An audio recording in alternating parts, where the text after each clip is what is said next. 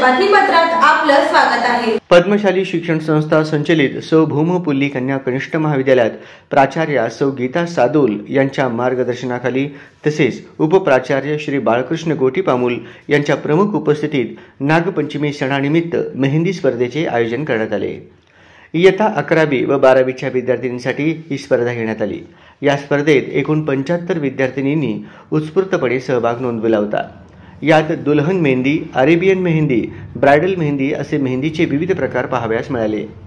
या स्पर्धेत प्रथम क्रमांक कुमारी आलदी लताश्री शिवानंद, द्वितीय क्रमांक कुमारी गाजुल रवीना श्रीनिवास, तृतीय क्रमांक कुमारी शेख तबस्सुम इरफान व उत्तेजनार्थ कुमारी पद्मा रचना रमेश व कुमारी कंदीकटला प्रणुती रमेश या विद्यार्थिनींनी मिळवला। स्पर्धेचे परीक्षक म्हणून सौ विमल नामपल्ली व सौ सुजाता भैसे यांनी काम पाहिले। तसेच सौ सुनीता अभंग, सौ सपना मिठ्ठापल्ली व सौ नवीना मादगुंडी यांनी स्पर्धेसाठी विशेष परिश्रम घेतले। ही स्पर्धा यशस्वी करण्यासाठी सर्व शिक्षक व शिक्षकेतर कर्मचारी यांचे सहकार्य लाभले।